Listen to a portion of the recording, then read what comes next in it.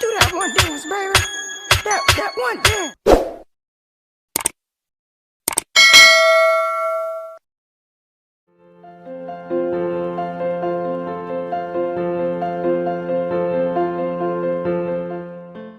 Selamat pagi Bu Nur. Selamat pagi Bu Ida. Apa kabar hari ini? Alhamdulillah baik.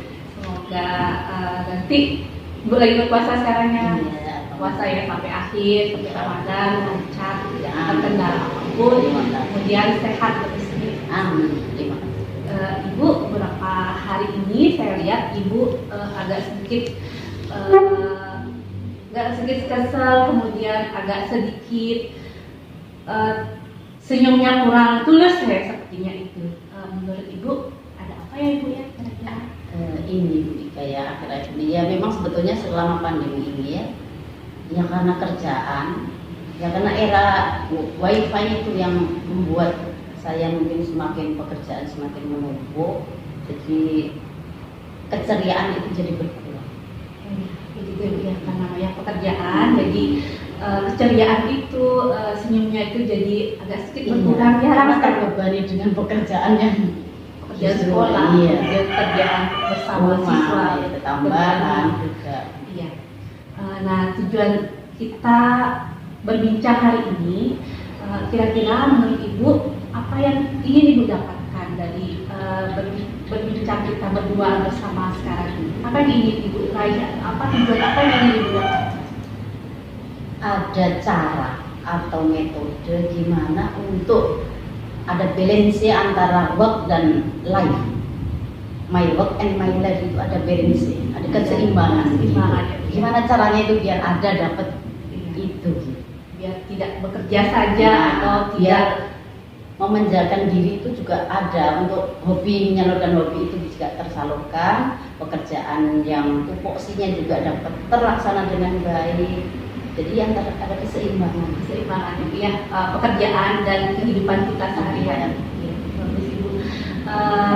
Ibu bisa ceritakan sih apa sih yang terjadi pada Ibu? Apa yang Ibu rasakan selama ini? Kemudian sehingga permasalahan itu muncul. Ini pertama, selama masa pandemi ini kan pembelajaran secara daring, secara online, yang seharusnya kita rasakan sepertinya seolah itu kok lebih enak ya, kerjaan bisa di rumah, bisa jarak jauh. Ternyata sebaliknya yang kita rasakan. Justru yang harusnya kalau yang tatap muka itu jam 1 atau jam 2 selesai tugas. Kerjaan rumah sudah, kerjaan rumah. Justru sekarang masa pandemi yang online ini, zaman era wifi ini justru pekerjaan itu malah berlanjut bahkan sampai malam. Selesai ini ternyata masih selesai ini, gitu. Jadi malah justru tidak sesuai dengan apa yang saya bayangkan. Iya. Saya juga merasakan sih sebenarnya Bu di era pandemi ini kita kan bekerja dari rumah ya Ibu ya, WHF, jadi bekerja WFA, work from home gitu ya. Jadi kita juga harus bekerja, kemudian mendidik murid kita di sekolah ataupun saya juga murid saya di rumah juga. Ya. Begitu ya Ibu ya yang Ibu Iya. rasakan kira-kira. Kemudian apa lagi Bu selain itu yang Ibu rasakan? Yang kedua, tupoksi yang udah harus diutamakan. Terkadang sudah harus menyusun schedule begitu, misalnya jadwal itu harus mana yang harus diutamakan, mana yang harus diprioritaskan. Kemudian, terkadang ada kerjaan yang mendadak. Kadang tiba-tiba hari itu yang harus diselesaikan yang tanpa ada di schedule, misalnya itu kan juga tambahan. Nah itu juga memerlukan waktu yang khusus. Yang kedua, terkadang ada permintaan dari teman yang saya memang nggak bisa menolak. Tidak bisa menolak ya. Itu yang agak sulit. Itu yang saya rasakan. Jadi semakin kerjaan tadi sudah long work, ternyata ada kadang kerjaan dadakan ditambah dengan kadang tidak bisa menolak orang lain untuk minta tolong, itu yang sulit untuk saya menjawabnya gimana, jangan sampai dia tersinggung. Nah itu. Iya betul. Ada lagi Bu yang merasakan?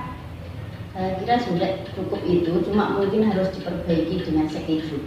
jadwal itu harus kita tata, di planning, direncanakan dengan matang, kemudian ada disisipkan waktu yang luang di schedule tersebut untuk suatu saat ada kerjaan mendadak, ada teman yang minta tolong, itu harus ada disisipkan di jadwal tersebut. Jadi tidak akan tumpang tindih nanti.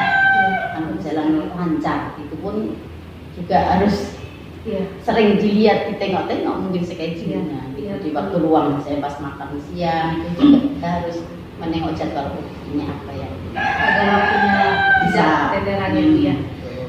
Jadi boleh saya simpulkan Ibu karena pekerjaan work from home yang ini menyita banyak waktu sekali ya. Waktunya di sekolah, kemudian di rumah, berurusan rumah tangga. Jadinya seharusnya kita mendapatkan waktu istirahat, tetapi karena kerjaan dari rumah atau work from home ini jadinya tidak ada waktu istirahat. Sehingga waktu untuk pribadi, untuk hobi menyalurkan bakat atau hobi itu agak hilang. Jadinya kurang terrefreshing ya Bu ya. Bagus sekali Bu. Kemudian untuk beberapa hari ke depan Ibu, rencananya Ibu apa sih yang akan dilakukan untuk menyelesaikan masalah-masalah yang sebelumnya Ibu alami? Ya, misalnya tadi kalau tupoksi kan sudah nggak bisa diganggu gitu ya. Terus kemudian yang kedua, menyusun schedule itu benar-benar harus ternyata disiplin yang kita lakukan kita sebagai guru itu nggak semudah yang kita ucapkan. Disiplin itu ternyata juga perlu dipelajari.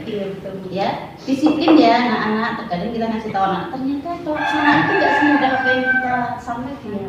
Jadi ternyata disiplin pun itu harus kita ucapkan, kita laksanakan sesuai dengan apa yang ada di dalam schedule.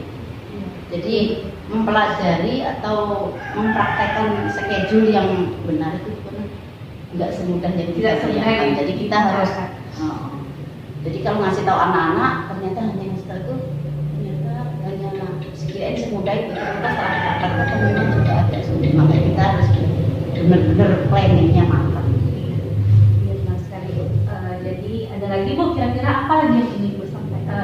Mungkin begini ya, setelah kita menyusun schedule yang cukup baik, harapan kita itu ada balance antara kerjaan, antara kehidupan kita itu seimbang. Jadi nggak terus kerja dan kerja, tetap harus kebutuhan antara jasmani dengan rohani itu, rohani juga akan tersalurkan, kesenangan juga akan bisa, tapi tidak mengurangi tugas utama. Jadi ada keseimbangan, ada balance ya, antara work and life. Ada lagi Bu?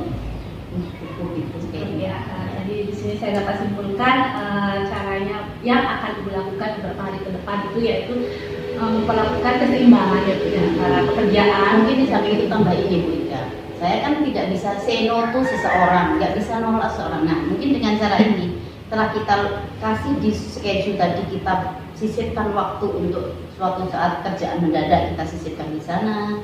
Kemudian suatu saat ada permintaan dari teman yang kita tidak bisa nolak juga kita simpan di sana, juga harus ada keberanian. Misalnya menolak seseorang atau teman yang minta, itu juga harus kita secara prioritas. Ini yang mana sih, urgent apa tidak? Kalau memang urgent kita bisa lakukan, oke. Tapi kalau memang kita nggak bisa mengerjakan, kita harus bisa menjawabnya dengan pelan-pelan, dengan memberikan solusi. Misalnya bagaimana Bu kalau seperti itu, jadi dia tidak merasa tersinggung. Jadi menolak dengan cara yang baik dengan memberikan solusi. Ya, seperti itu. Jadi kita juga ada plong, nggak ada rasa beban, nggak enak ya sih temanku itu, dia pun enak, saya enak. Jadi kan enak, jadi kita bersahabat itu juga. Hidup itu enak. Betul Bu. Jadi saya dapat simpulkan kembali Ibu menyeimbangkannya kehidupan kerjaan dan rumah tangganya dengan membuat jadwal. Kemudian tadi Ibu sampaikan juga dengan disiplin, kemudian juga dengan melaksanakan tugas pokok dan fungsi dulu yang utama, baru kemudian tugas tambah. Kemudian menyisipkan, menjelaskan kepada teman, kemudian kita bantuan agar menolaknya dengan halus dengan solusi dan memberikan jawaban yang objektif gitu ya. Jadi berikan solusi, misalnya dia begini, bagaimana Bu kalau begini? Nah, kan dia berarti saya nggak mendadak, saya kan misalnya besok bisa atau bagaimana kalau begini, kasih solusi, jadi dia akan dibantu juga gitu. kemudian ada hubungan yang baik ya antara sesama teman, tidak ada ketersinggungan, begitu Ibu ya. Iya. Nah Ibu, kemudian lanjut lagi Ibu, komitmen apa yang akan Ibu lakukan ke depannya untuk menerapkan rencana aksinya Ibu yang Ibu sampaikan tadi? Apa yang akan Ibu lakukan ke depannya untuk merencanakan aksinya? Ya, pertama tadi schedule yang udah harus disusun dirancang secara matang. Yang kedua, harus sering ditengok schedule itu, jadi tidak serta-merta membuat schedule langsung didiamkan saja, itu ternyata juga sulit. Juga harus sering ditengok pada saat waktu luang, misalnya waktu makan siang sambil santai kita tengok jadwalku apa ya setelah saat ini, juga harus ditengok. Nah, pada suatu saat ada waktu luang, nah yang tadi tertunda itu kita usahakan untuk diselesaikan biar nggak lebih menumpuk. Jadi pada saat waktu luang kan nggak seterusnya full 1 minggu itu full day kan, tidak, mesti ada waktu luang. Nah pada saat waktu luang itu mana yang setelah tupoksinya selesai itu mana lagi yang harus kita selesaikan, itu diambil waktu di waktu luang. Ya. Ada lagi kira-kira Bu rencana aksi yang ingin dilakukan? Ya terus ini mempraktekkan disiplin dengan benar.